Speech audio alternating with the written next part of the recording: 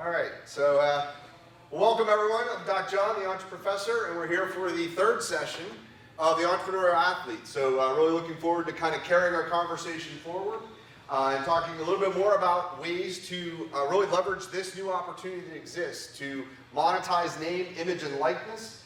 So definitely an interesting and unique opportunity that's almost like a whole market formed and created, and just lots of opportunities to take advantage of that.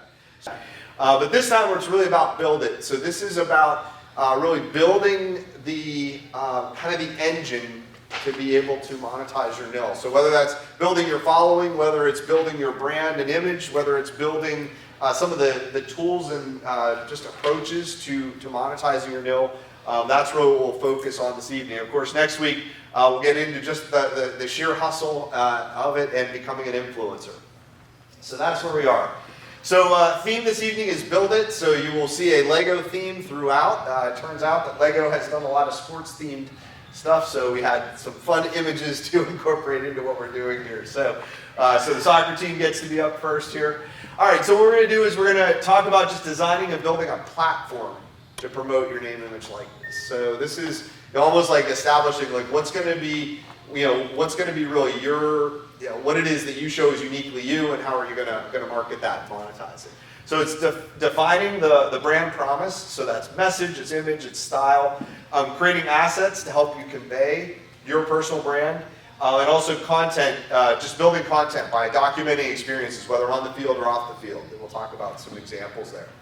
We'll also talk about developing apps to monetize your N.I.L. So we talked about this last week. We have a guest speaker joining us today from the founder of Graphite, GTC, which is a low-code platform. Essentially, it's a software platform that's designed to help you build an app. So one thing I think would be a very unique opportunity to differentiate as an athlete is to have an app that actually delivers content and services and products that you can make money on. At the same time, you don't have to be directly involved with it in the here and now. So I'll talk a little bit about just one example of a way that you could approach that. If you wanted to build an app, how could you do that? Even if you don't have to be a programmer anymore. Like the way the world has come, these platforms like Graphite allow you to do that. At the Entrepreneurship School, we have a whole class that where students go through and actually build their app through the class. So we'll just, for this evening's purposes, we'll talk about what that looks like. You'll get a chance to see some examples and that kind of thing. Things are like what hashtags are you using. But those little experiments can be really helpful because we figure out, okay, here's a hashtag that all of a sudden gets a lot of attention. That might be one to use again. Liam, who was here last week, talked about just finding hashtags that aren't really used by very many people and then trying to figure out how to own that hashtag. It's kind of the idea that if you're not number one in your category, make a new category, and then you could be number one. So that's the idea. All right, so I talked last week, I just kind of started to show a little bit about what the business model canvas is and how you might use it. We experimented a little bit, but I built one the rest of the way out because I thought it would be helpful to give an example of what this might look like, a business model canvas for a name, image, and likeness. So remember, the first thing we're going to figure out is who's the customer and what's the value. So I started out with, I created this category of customers I'll just call middle school and high school athletes. Okay, so this is a kind of a target audience, likely the kind of audience that you'd be likely to attract or likely to be able to pull in to your following in some way. So what's their value? Well, one value point is they may want to just develop their skills. As a middle school athlete thinking, I want to play like a collegiate athlete, that may have that interest of following you to kind of get some tips and tricks. They may also just want to feel included. They want to feel like they're part of the club, right? They're maybe 5-6 years from being in the place where you are, but they want to already start to feel included in that way. So there's a couple of different value points that they might experience. So, what might your relationship be with this audience? Well, if it's like a TikTok or something like that, you may not have any direct contact with them. But I suggested here, maybe media engagement, because it could be that direct interaction is likely to create more loyalty among the fan base. One of the things I'll show, I found one of the platforms available through the influencer app is set up to kind of create a scenario where your fans can interact with you, can text you without having your number, which would be kind of weird. The other thing here is just what are the channels? So, channels here I listed like TikTok, Snapchat. I mean, it's not that these are magical. It's kind of like what is the audience interested in? Like, what are the platforms they're using? It's like, 3 years ago, we wouldn't have been talking about TikTok. We would probably been talking about Instagram. Snapchat was probably there 3 years ago. But, 5 years ago, certainly we've been talking about Facebook, and so, it's like these things move. It's not that like TikTok's cool and Facebook is not cool. It's a matter of timing.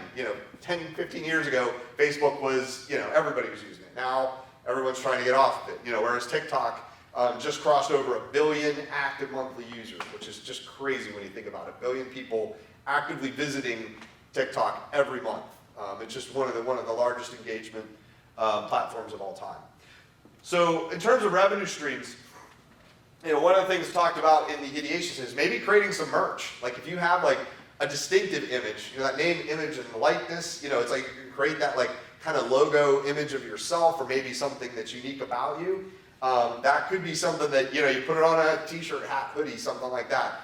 It almost like creates that fan, not just somebody who follows you, but like they're wearing the shirt, they're wearing the hat, they're a fan.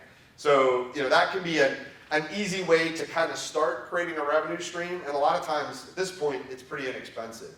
We have, t-shirts produced in a small batch through Canva and stuff like that, where it's like free to design it and you're basically just paying for the shirts.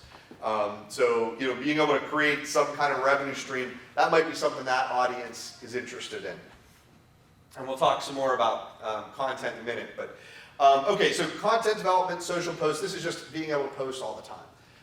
One of the things that came up in one of our earlier discussions is, okay, when practice is going on, it's like you're in season, you got practice, you got schoolwork, you're trying to keep up with your friends, you got all this stuff going on. Who has time to manage social media? So the one idea we generated is like, well, team up with somebody who it's not their season, right? To somebody who's out of the prime season. Of course, all of you are working out and you have your seasons all year round, of course. But when you're not in the season where you have the games and everything, that might be a place where you could help somebody manage their social media because they're in their peak season, and then switch seasons later. So just an idea to think about there, like how are you going to create that content and how are you going to get it out there? As I've been doing my little experiment, I'm working with someone who's doing it. I don't have time to like record the videos and edit the videos and put all the images in and load them up and get them on, like research what's the optimal time to post on a Wednesday, right? I'm working with somebody who that's their expertise and that's what they want to do. That's where they want to spend the time.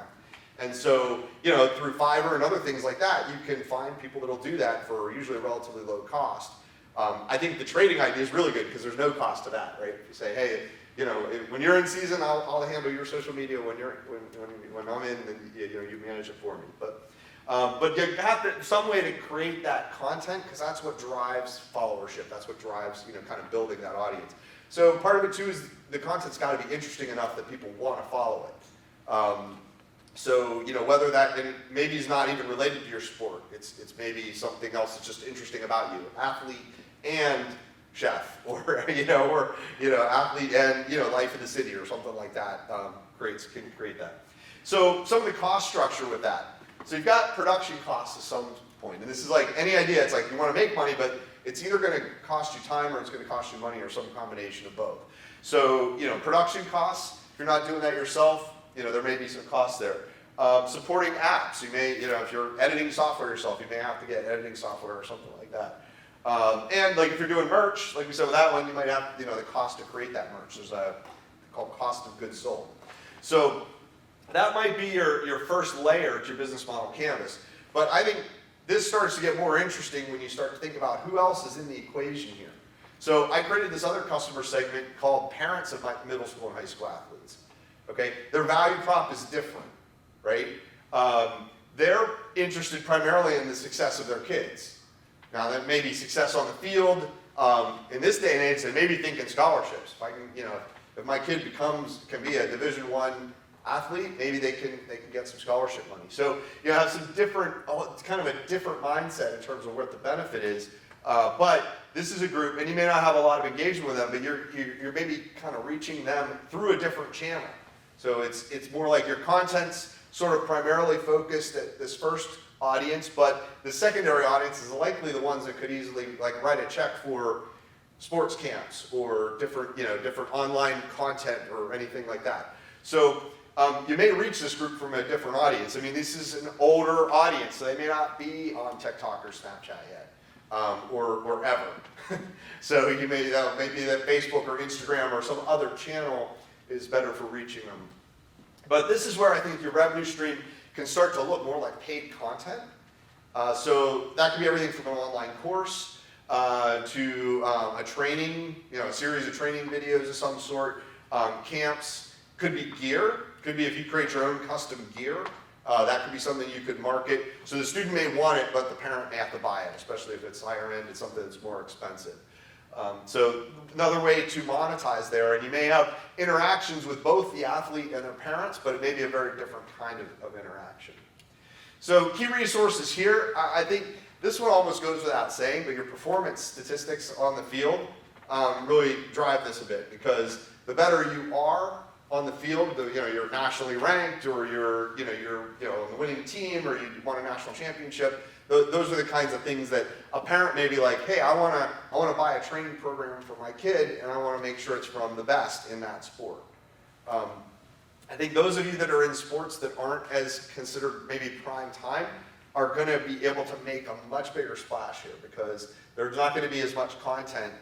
Say like football or basketball. There's going to be a lot of content out there for that. Lots of people producing content.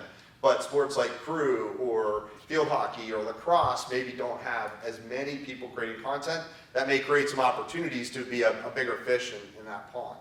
It always goes back to, if you're not number one in the category, create a new category. So just create some combinations, and then all of a sudden you can promote it that way. Like, I'm the only one out there that's creating these type of videos in this space with this sport in this position or whatever. Okay, so some of the cost here, I think to reach that audience is probably going to require some degree of, almost like pushing something out. So a parent may not realize they're looking for this unless their high school or middle school athlete says, hey, check this out.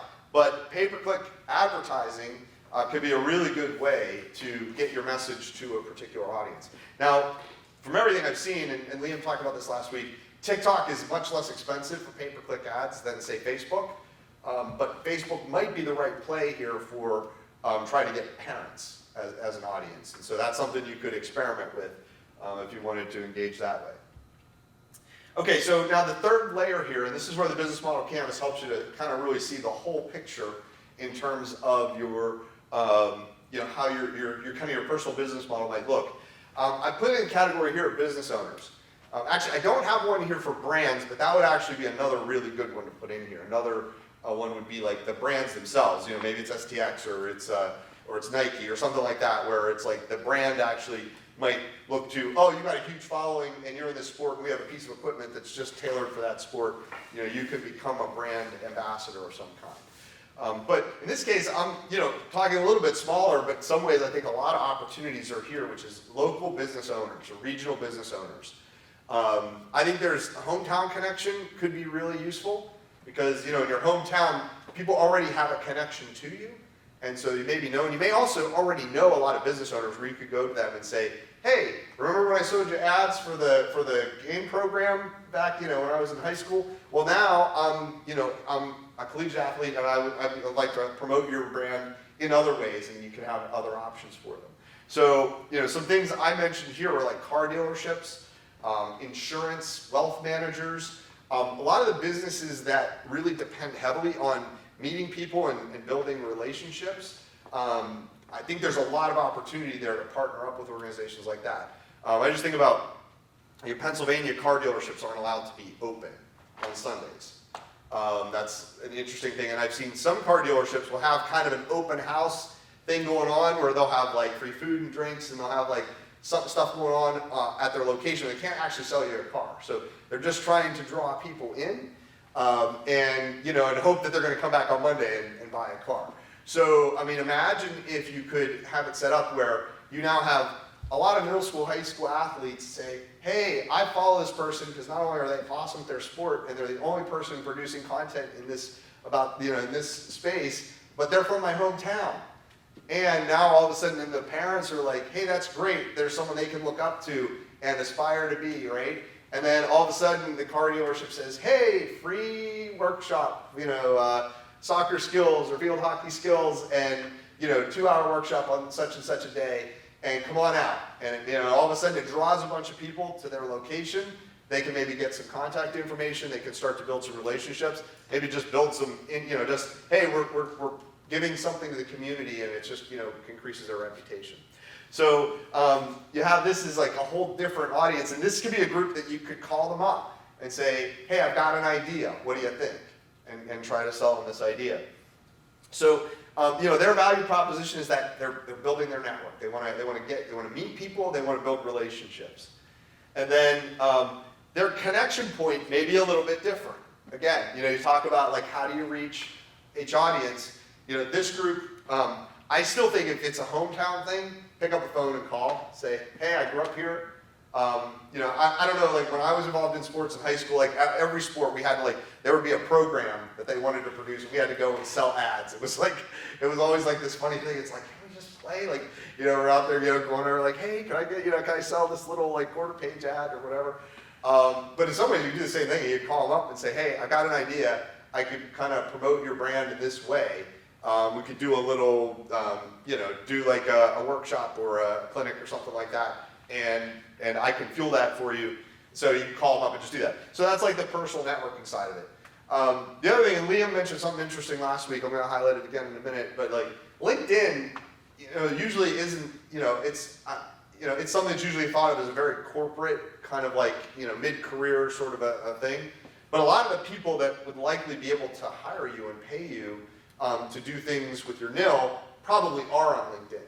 So there could be value here in creating a profile, but not just a profile like I'm a student studying this. It could be I'm a student athlete. I do motivational talks on these 3 topics. I also do sports clinics, and with my N.I.L, I could help you support your brand in this way. You could almost have that LinkedIn become like the billboard for your personal brand, because you're likely to find customers there who might be interested in hiring you for any number of reasons with your name, image, likeness. So sponsorships, appearances, events, these are the kind of things, especially if you package something up where you say, I will come and do this event for $1,000, where it's like an all-day sports clinic.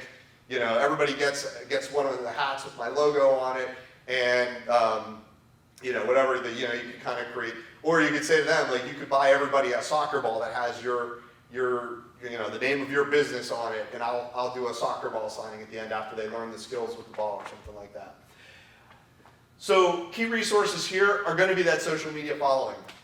If you're approaching a business saying, hey, I would like to promote your business, well, what's your following? Well, if you're like, well, I have 20,000 followers in the tri-state area right here that are all right within reach of your business. That's pretty interesting. If you have 13 followers like I do on TikTok, that's probably not going to get a whole lot of attention. I'm probably not going to have a whole lot of success with my N.I.L at this moment based on my TikTok. But the idea is that almost like having those stats becomes that, having that following, it just shows you're an influencer. You're able to bring value when you show up.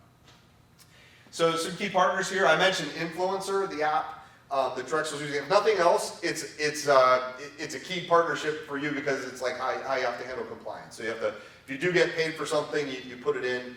I've been working with the app a little bit the last few weeks. The great thing about it is if somebody writes you a check, you literally can just go right into the app and then put in who it came from, how much it was for, what you did, and you can submit it, and that goes through the whole compliance process. So that's a key partnership with this for sure. There's also the other layer is it's just there are other platforms that connect to Influencer and some that are just outside of it that help you to connect with businesses, whether it's help you to connect with brands, help you to connect with speaking opportunities or promotional opportunities. Those are all available there as well. So cost structure for these is supporting material, time. I think spending some time really figuring out, because I think a lot of businesses would sign up pretty quickly for some kind of promotional activity if they had an idea of what value you would bring to them. So spending some time to just create that scenario, whether it's maybe a nice printed card, It's like do speaking engagements and I help teams to learn collaboration and leadership and teamwork or something like that. You could kind of create your message and be ready to promote that. Spending that little bit of time gives you a way to very tangibly say, here's the product, so to speak. Here's what I it almost seems like TikTok, Instagram, and LinkedIn might be the ideal combination for promoting your name, image, likeness, because TikTok is where you build that following. So you get all of those, kind of fans that are following you. And it's more like kind of like whatever's happening in the moment. It's those quick hits. It's like it might be, hey, funny thing happened on the way to the DAC kind of thing. Or it could be, hey, I've got a quick tip for you if you're, just to kind of maintain your gear, or gear review, something like that. But Instagram, like he was suggesting, like Instagram, he uses it to showcase his work, and that seems to be a good mechanism for doing that. That could be a place to really use the kind of the professional images and video that are taken here at the university while you're on the field, while you're on the court, while you're doing what you do. And just as I've been going through Influencer, like there's a ton of images of like every player and every game that's all documented there. And with Influencer, you can connect that right to like your Instagram, your TikTok, and you can just push that right out through the app. So once you connect your Insta, for instance, it's like there's like this awesome picture where you're just making the play, and it's there, it's already approved, even if it's got your team jersey logo on it, you have permission to use it, so you can push that out. So Instagram, as he was suggesting, is that may be a good place to just kind of showcase your time really in the game. Whereas TikTok might be, just on your way to practice or on the way, or just, doing something fun or whatever. This is where you might really show this is you in the game. But then the third one, and this is where it struck me when he said it, it's like LinkedIn is probably where those that are likely to hire someone for, to just promote their brand or something like that, LinkedIn is probably where they are. So creating kind of a professional profile on LinkedIn that really shows, I bring value to brands by, connecting with my huge fan base, or kind of connecting this unique message that I have to things that are important to them. So this is where you can kind of maybe share your experience and aspirations in terms of, just your career, but also you may, create like a motivational message. There's so many great parallels to sport that, a business may want to hire someone who can apply that well to something that's important to them. I mentioned the example of crew. You see a lot of like rowing, canoeing, crew. You see that as a metaphor for companies where they're trying to get everybody on the same page, everybody rowing in the same direction and on time. That can be a really powerful metaphor. Imagine if you could come in and speak for 20 to 30 minutes about that and have like some very succinct points about here's what we do in the sport, here's what that experience is like. Most people will never be on a crew team, right? But I think a lot of people are pretty intrigued by the idea, and so if you go into a corporate setting and say, hey, from what I hear, it's really important that all of you are rowing in the same direction for the next couple of months. And let me tell you what that's like when we're on the water at 6 a.m. every morning, kind of getting practiced and all these kind of things. So it's like almost like connecting your experience, which may be unique to the audience, may really help to drive a point home where the leadership of that company is really trying to move that forward. Teamwork, of course, just tenacity, grit, that like never give up, but resilience. Like those are all messages that are really important in a corporate environment that might be something where someone would be interested in hiring you to come in and give a talk and share your story, share your experiences. So it's just a way I was thinking of it. These three platforms in particular seem to have pretty current relevance to this equation. I'm not going to go into a lot of detail here, but as I've been digging into the Influencer app, because I've been trying to figure out like how is this valuable to you as an athlete or you as an entrepreneur, the one area that is almost like the hardest to find is, it seems like maybe the most valuable. On the main screen, there's this little, it's almost in the middle here, these little icons. They each have like platforms and opportunities that are specific. So I think it's probably worth looking because each one of these, so I pulled a few out, like promotional gigs, like if you wanted to be, be like promoting gear or something like that, This one called Matchpoint helps to connect brands with athletes. So I actually think as NIL, is now like really starting to mature a little bit, it's these kind of platforms, it's just like when TikTok first came out. It's like the first people that create a profile or a channel or whatever it is and start really putting content out there are going to be an advantage because there aren't as many options out there. So if a company goes on and says, I want to hire somebody to come in and promote this particular brand of shin guard, and you only have 4 soccer players on it so far, you kind of have a 25% chance of getting that. Now, of course, 6 months later, there's probably going to be 400,000 people on that. But it's almost like first out. There's almost like an opportunity of whoever gets there first. Similar with this would be like events. This is brands. I'll come back to that one. This subtext I thought was interesting. So if you haven't looked at it, and I don't know a ton about it, I'm not promoting any of these. I just happened to pull these out as I was looking at it. It was like a texting app where you can allow your fans to text with you directly, but it's through the app. So you can decide when and if you're looking at them and how you want to engage. And if somebody needs to go, you can push them out. But as long as you can choose a subscription fee, so they can pay like $5 a month to be able to text with you. And it's like you can kind of create that really very close fan experience like we had talked about. The sell your gear one I thought was kind of interesting, and as I was talking to one of the athletic directors, they were mentioning like that they were familiar with this. It's like sideline swap. It's like ways to sell your gear. In the first week, I talked about like ask for free stuff. So if you start going to all the brands and say, hey, send me some free stuff, I'll do a review, right? So you get a stick or it's cleats or whatever. Do the review. Well, when you're done with it, you may not plan to use it, so you can maybe able to just turn around and sell it. So I knew someone early on in like the marketplace, like Amazon was just starting to get big, blogs were big, so this is a while ago, obviously, early 2000s. But she created a blog talking about sustainability brands for the home, and all of a sudden it was like companies just started. Once she got a big following, it was like brands just were sending her stuff, and it was like more than she could ever review or do anything with. So she just turned around and started selling it on Amazon.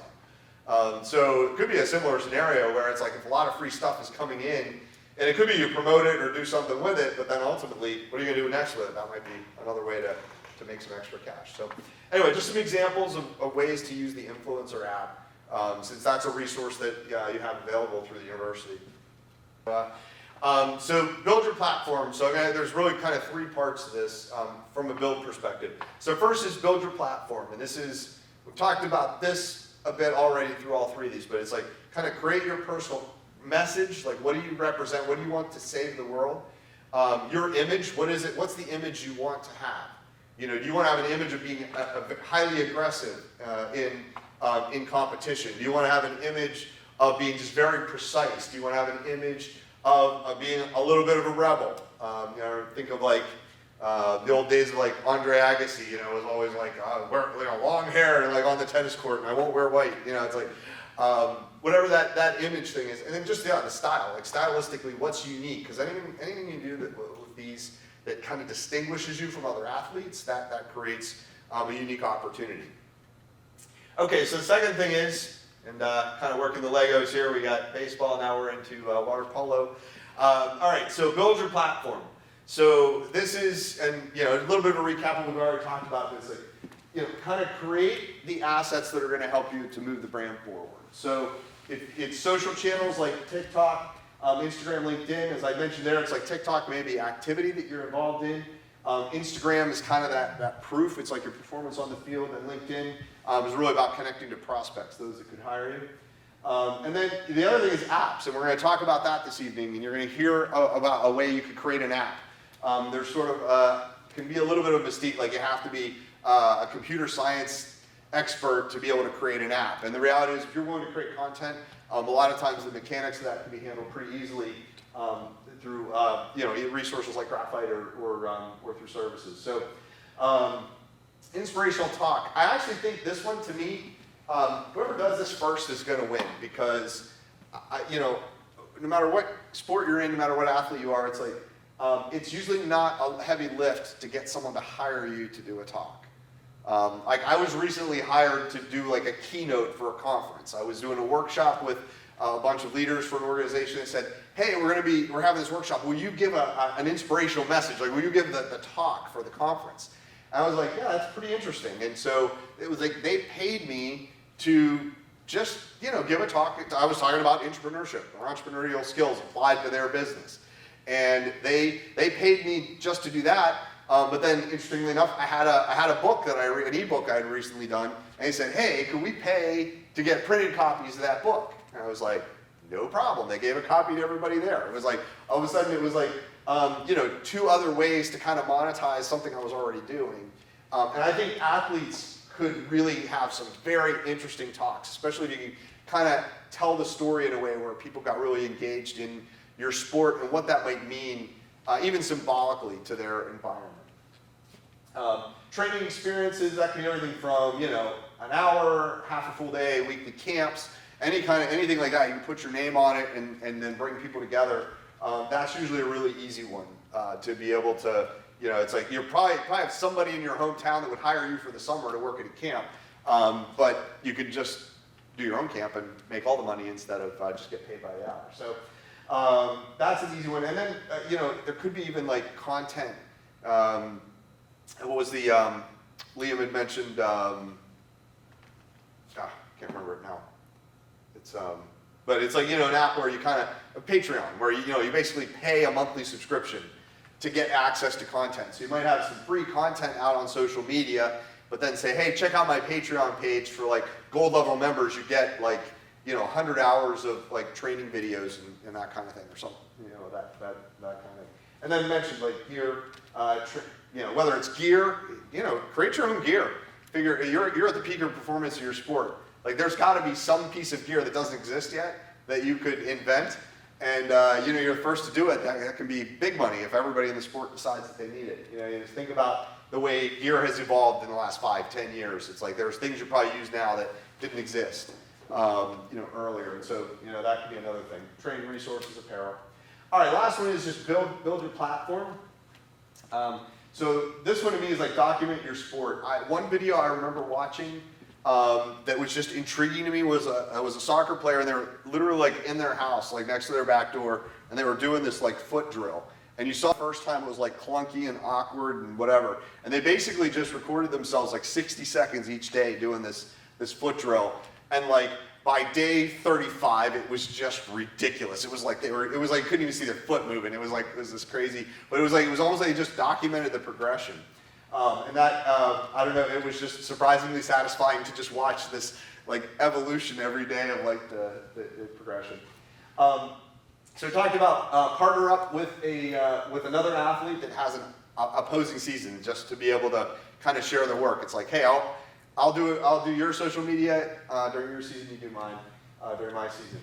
Capture sports training and performance. The one thing that has been pretty cool to me, like going through all the influencer, like the images in the video, you have access to tons of awesome imagery of what's happening on the field, on the court, in your respective sports. So you already have this like professional imagery that you can use. So that's a great resource. Collect images and videos of school, hobbies, activities. This is where like it doesn't just have to be the thing you're doing as your sport. It could be something else that could make you distinct, right? It's like I am like a phenomenal basketball player and I'm really good at robotics. Like all of a sudden you might be number 1 in that category. And if you're not, well, just make another category. All right, and the last one is get involved in a cause you believe in. To me, like this is the one where you see some athletes really stand out as athletes, but then when you see like, wow, they're doing all this stuff to change the world too, that to me draws a much more loyal fan base, because there's this. Thanks again, everyone, for being here, and we'll see you next week for the last session. Thanks, everyone.